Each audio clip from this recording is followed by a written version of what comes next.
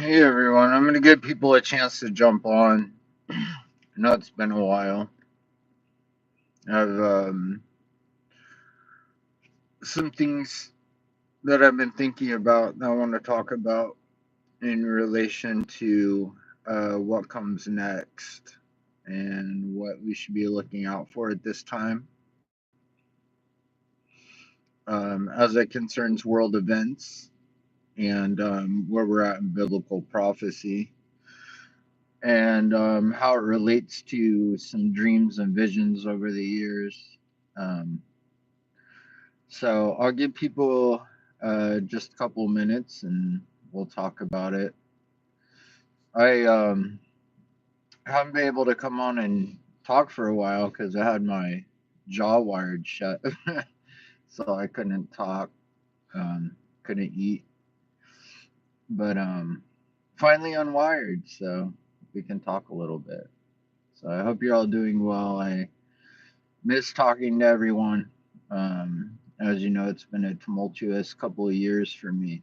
So, but things are getting better, and yeah, I just have some things to share.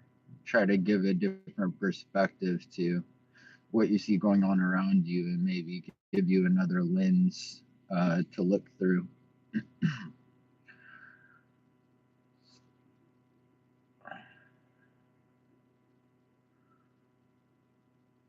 It's been a while since I made a video on here. I'm looking at all the new features.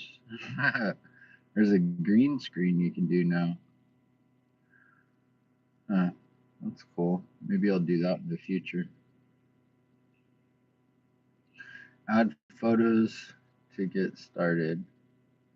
I guess you have to put photos on there. Can you guys hear me okay though? Am I coming through? I still can't open my mouth very wide, so I still talk weird. Okay, cool. All right, so I guess we can go ahead and just start.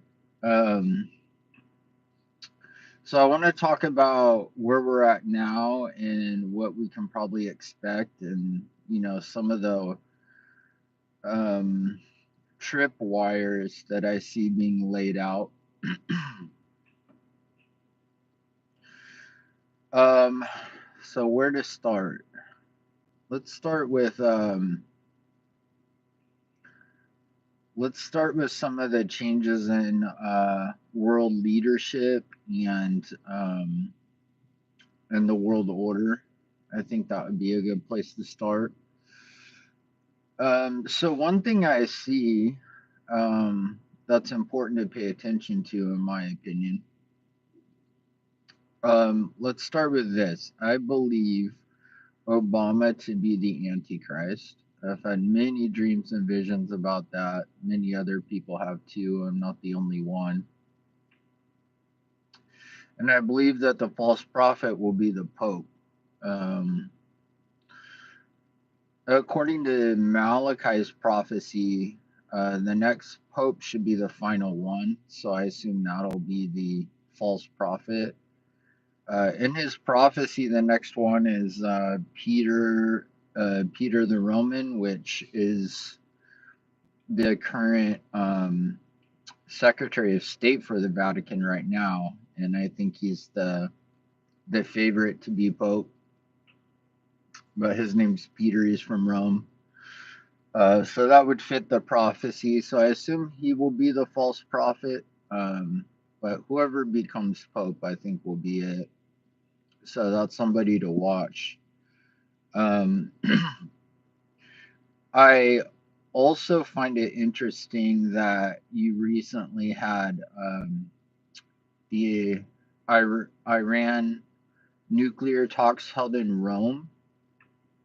Because if you notice, before every war, the world leaders involved in the war seem to get permission from the Pope before a war starts. So you saw Putin go to Rome right before he invaded Ukraine and meet with the Pope, or maybe the Pope went to Russia. I don't know which, but I know they met.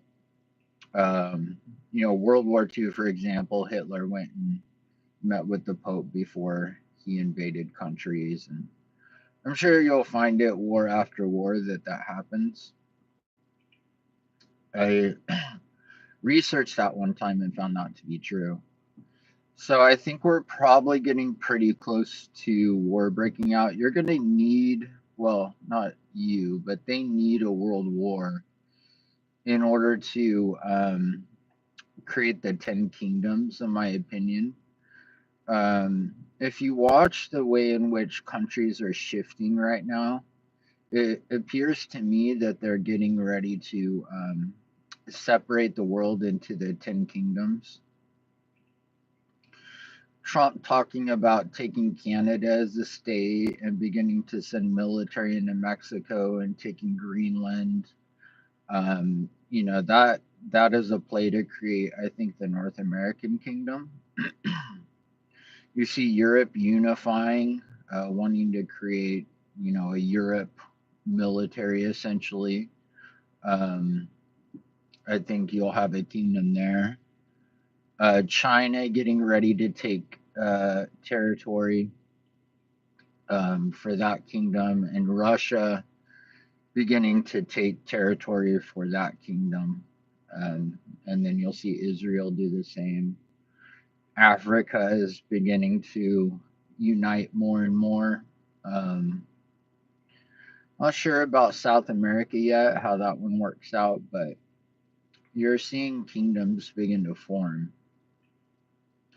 But in order for those borders to fully be implemented to create those kingdoms, you need a world war. So we're getting closer to that war. Some things that come to mind about it. I had a dream many years ago that was, very vivid, still very vivid in my mind, about a nuclear bomb being set off in the U.S. by Iran,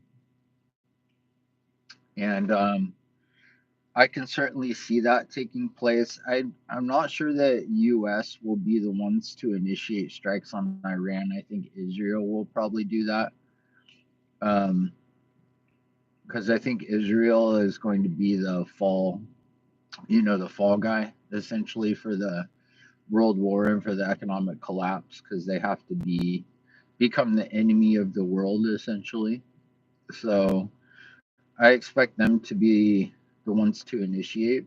I do remember a dream by someone else that really struck me some years back, and I've kept it in mind and watched for it. But essentially, in the dream, Israel and Iran were at war, and Israel struck I don't know, some sort of a chemical plant or a nuclear plant or something um, in a town, and it led to a large disaster. And somehow that disaster led to the economic collapse of a country. I don't know which one. And because all of the economies are so interwoven, the collapse of that economy led to the collapse of the world's economies, like dominoes. And I know in the dream, he said it was roughly like a 3 week period from the time of that strike or the time of that disaster until the economic collapse. So I don't think the economic collapse is probably very far away if those strikes aren't very far away. Um, I guess we'll wait and see how the talks turn out, but I'm not sure that Israel is going to be willing um, to accept a negotiated deal that the U.S. makes, because it probably won't be the total dismantlement of the nuclear program. And so I think, for their own survival, they'll kind of be pushed into a corner and they'll have to strike. So I kind of see simultaneously, probably, or pretty close together, those strikes and then the economic collapse. When economies begin to collapse, there's going to be rolled out the new system, which is a crypto based system. And so you'll see the money drain from the old system, and then you'll see the new system rise. And so cryptocurrency will become uh, more and more valuable over time as it begins to take over the economies. So for those that are in the wealth transfer, where God has shown, specific cryptos to buy, um, I think we're only probably a couple of weeks away from the first major move there.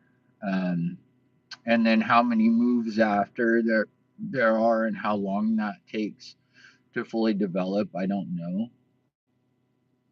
But I think within the next year or two, crypto will begin to replace traditional fiat currencies.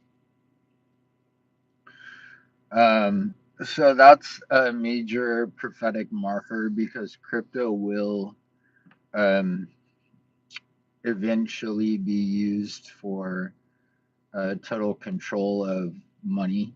And, um, the mark of the beast requires that because you won't be able to buy or sell without the mark. So that indicates that you've got currency that's totally controlled and can be tracked and programmed. And that requires crypto. But that won't happen right away. At first, crypto will feel like freedom to people, and God will certainly use it in the meantime, just like He uses, um, all of the world systems now for His purposes. He'll use that one too for a while, and those who are in the wealth transfer are going to help provide for the world during a time of economic sorrow. And so that's an important prophetic marker to be watching for. Something else that I'm watching is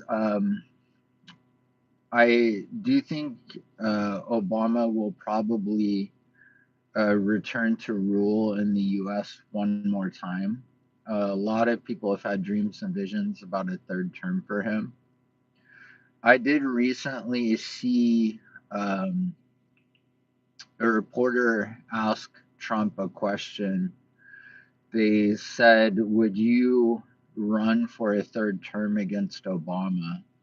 And he said, "Yes." And he said, "They tell me it can be done. I don't know all the details, but they tell me it can be done."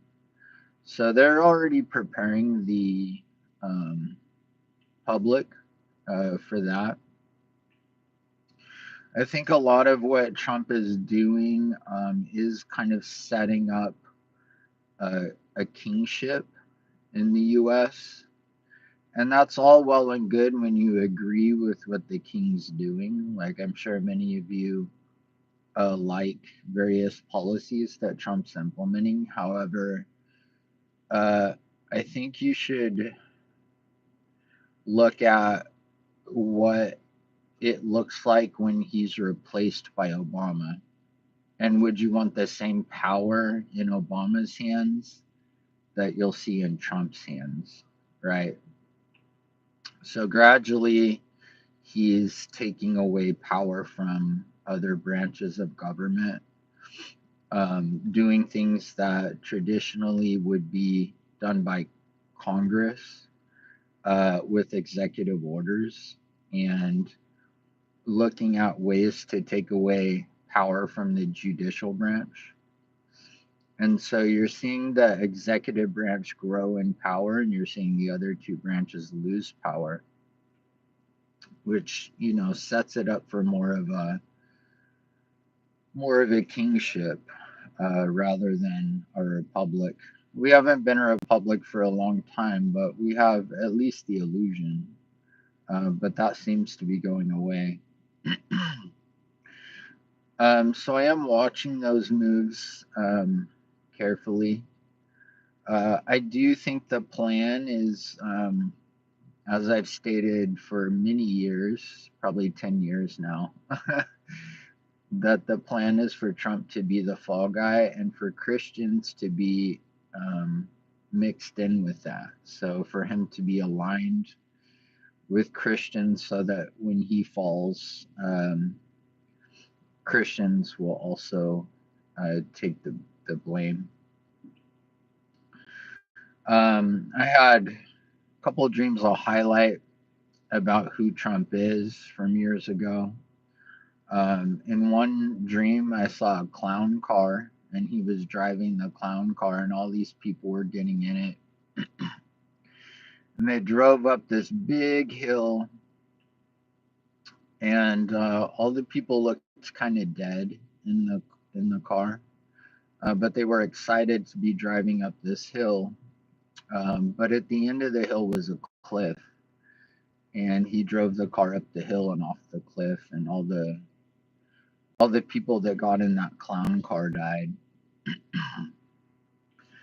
Um, and I do think there's a much darker agenda behind Trump, even though I might agree with some of the economic and social policies that he's implementing and stands for.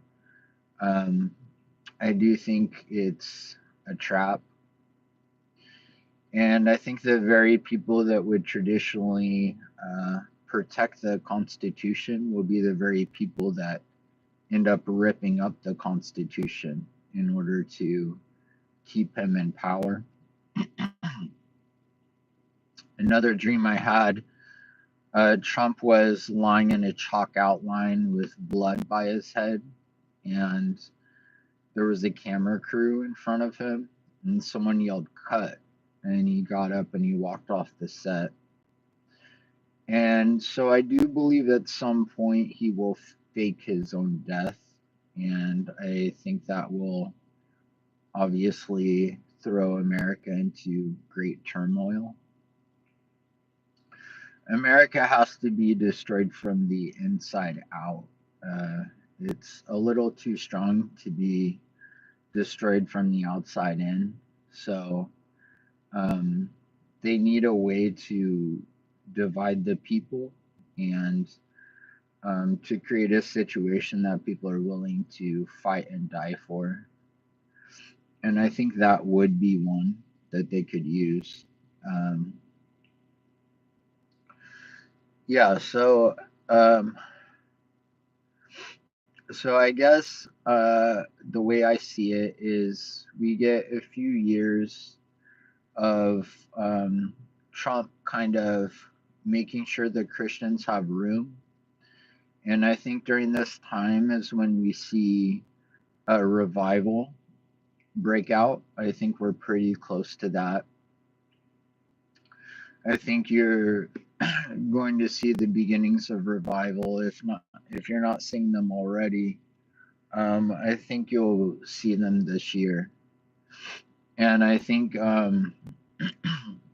that's a short period of time that God is going to give the world uh, for um, to kind of see His glory.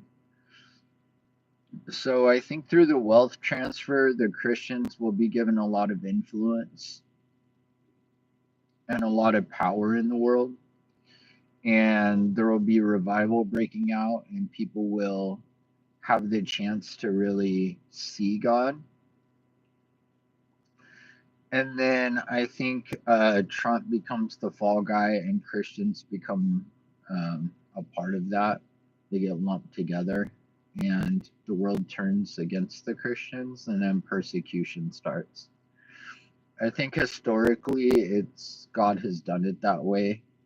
There's revival first, and lots of people come in, and then he weeds them out with persecution. And the ones who were just there because it was popular or they were there for the experience of it, they get weeded out. And and the ones that really were there for God, uh, they stay, and their faith is strengthened through the persecution. So I think we have a few years for room for the revival, room for the wealth transfer, room for Christians to gain influence and the world to see God's glory, and then persecution begins after that. um, I don't know how long the time of persecution will last, um, but I do think we'll see some of that before the tribulation. um, what else? So we have the economic transition. We have the 10 kingdoms being set up. We have the false prophet taking the papacy. We have um, we have the world coming against Israel. These are all things that I think are important to look at and important to watch, and they're important time markers for where we're at now. I think most people are getting closer to the idea that we are in the end times. I know most of us here have been screaming it from the rooftops for 10, 15 years, but I think the world's starting to come around. Um, but I think those are the main things that I see right now that I wanted to share. I'll probably think of some other things later, but those are the important ones.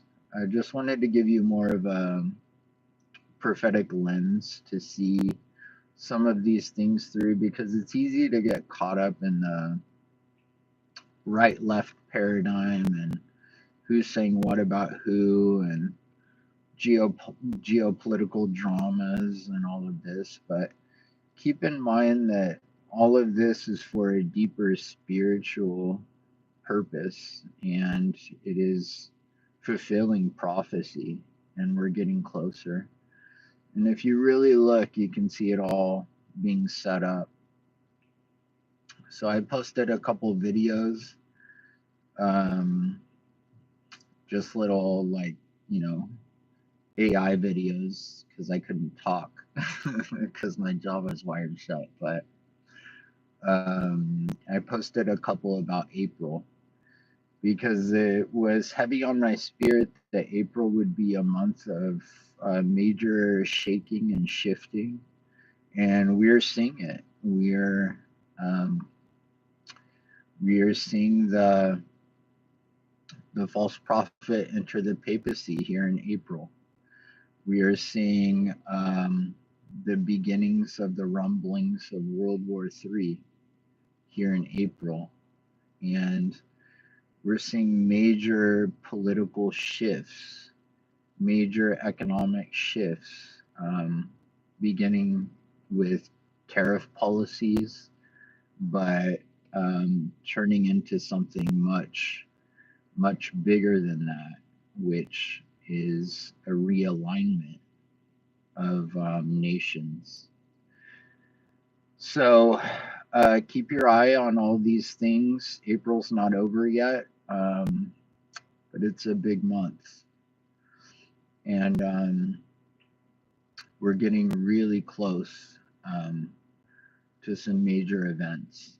So I look forward to the return of the Lord, and I don't know when that is, but I do think many of these events will happen prior to that.